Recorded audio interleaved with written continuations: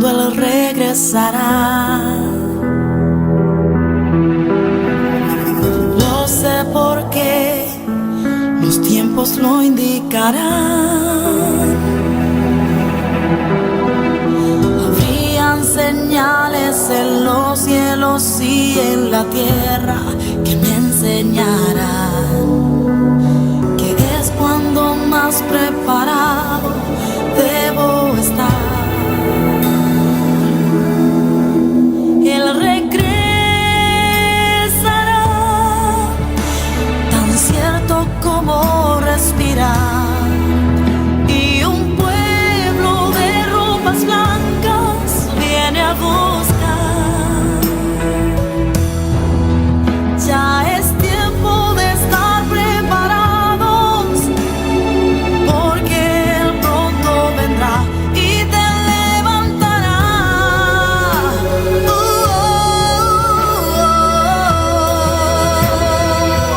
Él te levantará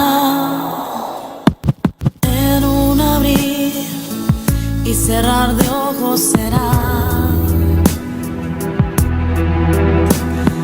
Rápido que ni siquiera sabrá. Pie para decirles que Satanás también ha estado ensayando y mucho en los últimos siglos y milenios, pero todavía la escena final aún no se ha producido.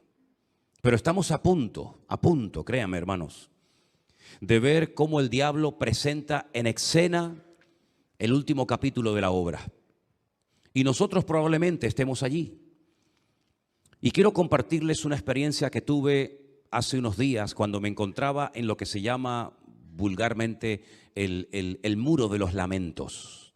Nunca había ido a Israel, saben que llevo 18 años viajando, pero nunca me había coincidido la fiesta de lo que llaman el Yom Kippur, el Día del Perdón. La fiesta más sagrada y solemne del calendario en Israel. Todo se paraliza, es impresionante. No hay coches, no hay aviones, no hay tren, no hay barcos, no hay absolutamente nada. Los hoteles cierran, las cafeterías, los negocios. Es como si llegara una especie de gigantesco confinamiento de la noche a la mañana y se paraliza el país y no hay nada, no hay nada. Pero días antes de celebrar esa fiesta, que ahora les diré para ellos lo que significa, están en ayuno. Incluso personas que no son creyentes, pero tienen ya interiorizado en su vida que los días previos al Yom Kippur hay que ayunar. Y por eso nos costó mucho conseguir un hotel donde nos dieran de comer. Porque en los hoteles no dan comida, ni desayunos, ni almuerzos, ni cena, porque están ayunando, preparándose para el día del Yom Kippur. Era el día en el que, como saben ustedes, el sumo sacerdote, aquel hombre que era el representante de toda la nación, entraba al lugar santísimo una vez al año a pedir clemencia, misericordia, piedad por el pueblo. Entraba amarrado a la cintura, como saben ustedes, en el caso de que cayera muerto, nadie podía entrar a buscarlo, tenían que sacarlo. Y el pueblo fuera estaba a la expectativa. ¿Nos aceptará el Señor un año más? ¿Nos bendecirá, cuidará de nosotros? ¿Nos comerán y nos destruirán los enemigos? Era un día de mucho temor y temblor. Y el sumo sacerdote previamente había presentado sus sacrificios correspondientes y luego entraba a la presencia del Señor con aquel efod, con las 12 piedras en el pecho, con el nombre de cada una de las tribus de Israel. Y allí estaba un rato hasta que lograba salir y entonces, alzando sus manos, bendecía al pueblo de Israel con la famosa bendición sacerdotal, ¿no?, que hasta el día de hoy pronuncian. Y un año más el pueblo estaba tranquilo porque Dios había sido misericordioso con ellos. Pero aparte de todo eso, se ha ido metiendo en esa fiesta, en esa celebración, una serie de tradiciones y de, digamos, costumbres, y han llegado a decir que ese es el día del juicio, el día en el que Dios juzga al mundo y establece en ese día para todos los seres humanos, incluido para el pueblo de Israel, lo que le va a pasar en el próximo año. Si vas a estar o no enfermo, cuánto vas a ganar, si vas a tener algún hijo. Absolutamente toda tu vida Dios la decide ese día, según tu comportamiento, según tus oraciones.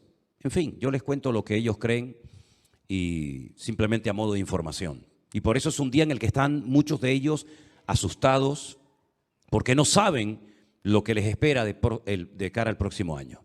Y nos coincidió este año nosotros estar allí. Y ya digo, habían puesto unos grandes bloques de hormigón por todas las calles, de tal manera que nadie podía entrar ni salir de la ciudad. Y estaba absolutamente el país detenido, con un silencio en las calles tremendo. Y me fui un día al muro, donde había miles de judíos con sus mantos de oración, con sus filacterías, orando durante días. Y me metí en medio de aquella multitud de hombres que estaban allí orando frente al muro. Y como todavía no había llegado oficialmente el día del Yom Kippur, pues me atreví a sacar el teléfono y comenzar a grabar un poco, ya que en el día del Yom Kippur está totalmente prohibido usarlo.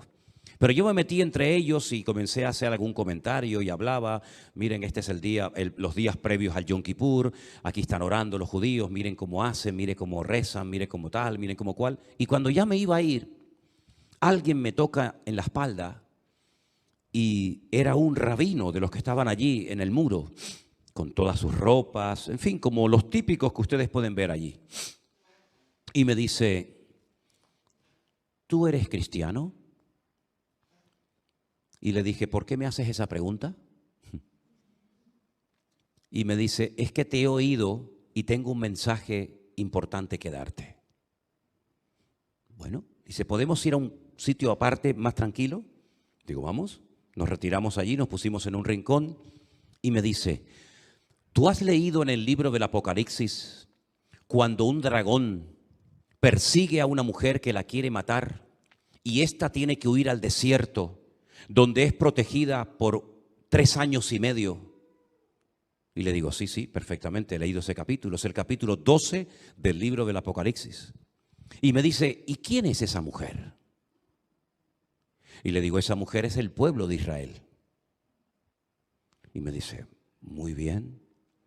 Y cuando dice la Escritura que viendo que no podía destruir a la mujer, se fue a hacer guerra contra el resto de la descendencia de ella, los que guardan los mandamientos y el testimonio de Jesucristo, ¿quiénes son? Y antes de que yo contestara, me dice, esos son ustedes, los cristianos. Y entonces fue cuando me atreví a preguntarle, o a decirle más bien, ¿cómo te atreves a mencionar la palabra Cristo, Apocalipsis, en este lugar, cuando sabes que cualquiera de estos, si te oye, te podría matar? Y me dijo, ¿y es que acaso no mataron al maestro hace 2000 años? Aquello comenzó a ponerse interesante y le digo, pero ¿cuál es el mensaje que me tienes que dar? Y aquí viene lo fuerte. Y me dice, tú eres un hombre que estás alcanzando multitudes. Yo cuando me dijo eso, ya me puse firme, tragué. Digo, ¿y? La iglesia no está preparada para lo que viene. Diles a todos los que conozcas y puedas alcanzar que se preparen. Que así como nos van a perseguir a nosotros, y lo sabemos, también les van a perseguir a ustedes y no se han dado cuenta. Y le dije, lo que tú me estás diciendo a mí, si se enteran estos que están aquí, son los típicos ultraortodoxos judíos, pues seguramente te expulsarían o te echarían de aquí. Y me dijo, ¿y tú te crees que muchos de los que estamos aquí orando en esta mañana no creemos y opinamos exactamente igual que lo que yo te estoy diciendo a ti? Digo, ¿hay más como tú aquí? Dice, más de lo que tú te imaginas. Pero no se atreven a abrir la boca. Porque ellos han optado por prepararse para la guerra. Y todos estos que ves aquí, todos están armados y están esperando la orden para subir allá arriba a la explanada de las mezquitas y hacer una carnicería. Pero hay otra parte de nosotros que no creemos que esa es nuestra forma de actuar, sino otra manera. Y seguimos hablando. Y me dice, ¿has leído ese pasaje bíblico que dice que los últimos tiempos antes de que venga el Mesías sería como los tiempos de Noé? Y le dije, sí, lo he leído muchas veces. Dice, ¿y qué hizo Noé? Porque si los días previos a la venida del Mesías van a ser como los días de Noé, ¿qué hizo Noé antes de que viniera el diluvio?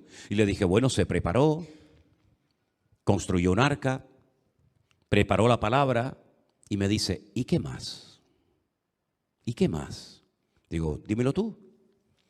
Dice, ¿de qué comió Noé durante un año que estuvo en el arca? ¿Del maná? Digo, no, el maná no existía. ¿De qué comió entonces?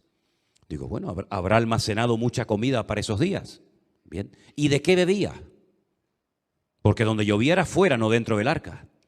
Habrá tenido que almacenar muchos litros de agua, ¿sí o no? Digo, sí. Y los animales también tenían que comer y tenían que beber, ¿sí o no? Pues dile eso a tu gente, que se preparen. Nosotros, me dice él, tenemos en el desierto de Judea, en diferentes zonas, lugares donde estamos almacenando comida y agua en cantidades tremendas. Porque sabemos que nos van a perseguir a nosotros y a ustedes también.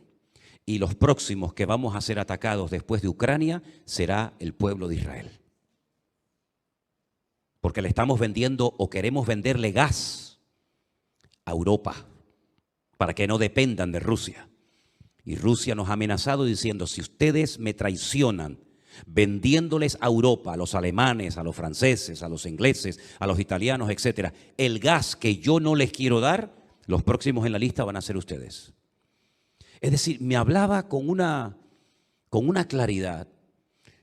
Al final de todo, después de una larga conversación y de otras muchas cosas que me comentó, me dijo, vamos a orar juntos. Entonces puso su mano sobre mí, su brazo, oró por mí, me bendijo con la bendición sacerdotal, esa del Señor te bendiga y te guarde y haga resplandecer su rostro sobre ti, ¿verdad?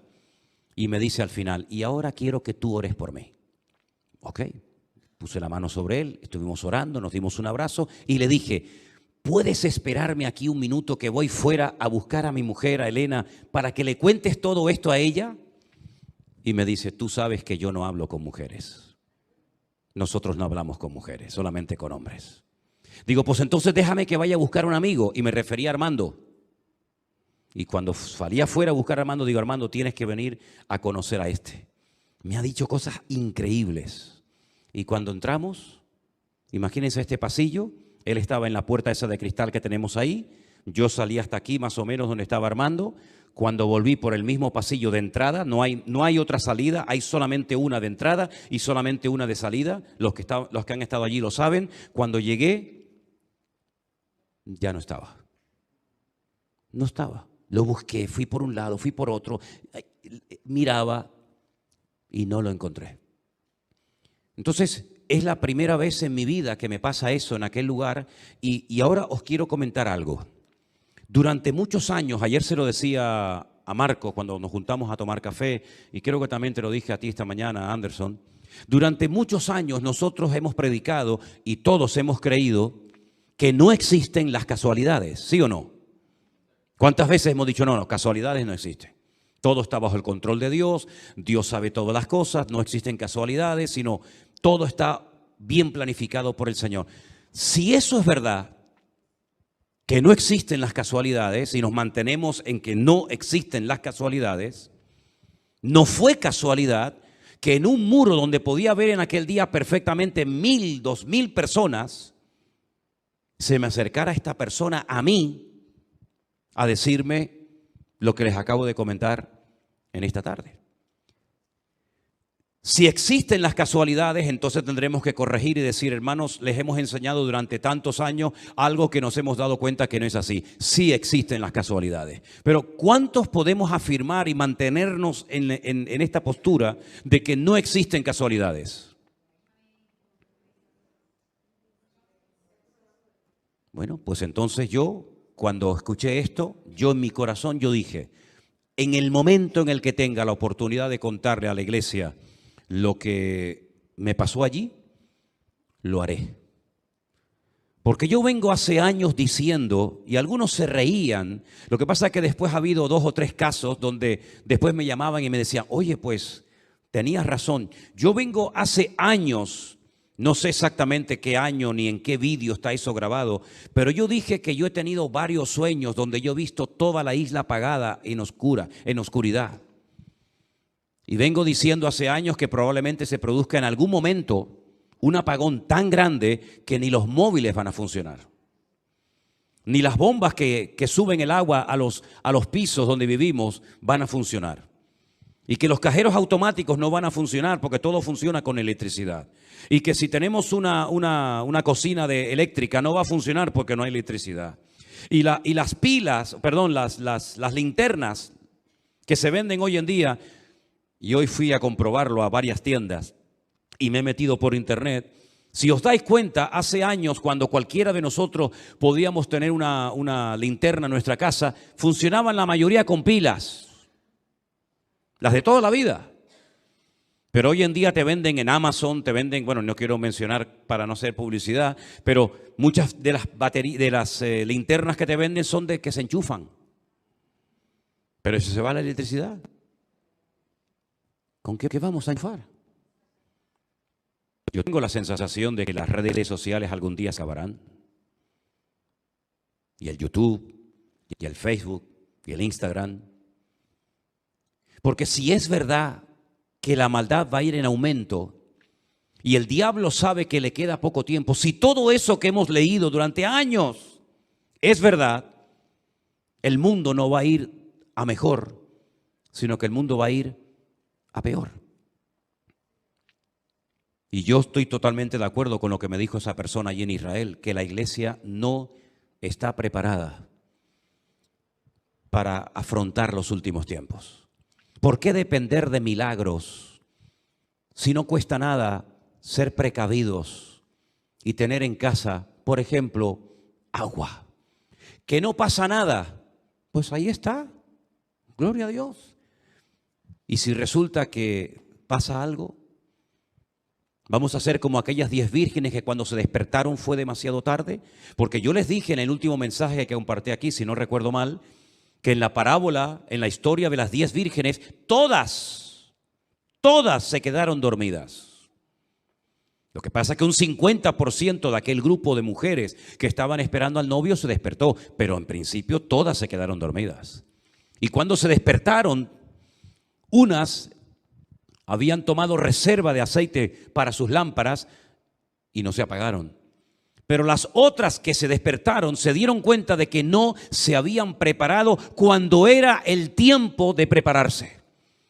Y entonces quisieron que las que tenían aceite les vendieran a ellas y ellas dijeron, si nosotros les damos a ustedes de nuestro aceite, no va a llegar ni para ustedes ni para nosotras. Así que ir a buscarlas, ir a buscar el aceite. Y dice que cuando fueron y volvieron ya era demasiado tarde. ¿No dice la Biblia que en la vida hay un tiempo para cada cosa? Las etapas, si tú te pones a pensar fríamente desde el minuto 1 que te convertiste, desde el minuto 1 que se abrió esta iglesia hasta hoy, ¿por cuántas etapas diferentes nos ha ido llevando el Señor? Por muchas, ¿verdad? Nuestra vida ha cambiado radicalmente de un tiempo a esta parte, en muchos sentidos. La vida de la iglesia ha cambiado completamente. No solamente porque hemos cumplido años y estamos más viejos que hace 20 años atrás, sino que espiritualmente hablando, el Señor nos ha ido como preparando para ir adaptándonos y saber vivir en victoria y firmes en el Señor en cada una de las etapas por las cuales Él, como iglesia, nos ha ido llevando. Entonces, hermanos, vamos a aprovechar el tiempo y vamos a prepararnos, porque yo creo que es nuestra responsabilidad, y Salomón lo dijo, miren las hormigas, oh perezosos, miren las hormigas, que trabajan y trabajan y trabajan en verano, porque saben que en invierno ya no pueden salir a buscar comida. Están trabajando y almacenando alimentos. ¿Será casualidad que el Señor nos dice en su palabra en el libro de Proverbios: mira la hormiga, oh perezoso, cómo prepara su alimento para el invierno? Pues por algo será. Entonces, estos toques de atención que el Señor nos da es para reflexionar, para meditar, no para vivir con miedo. No, en absoluto. El miedo no es de Dios. El miedo no es... Pronto será cuando Él regresará. Lo sé porque los tiempos lo indicarán.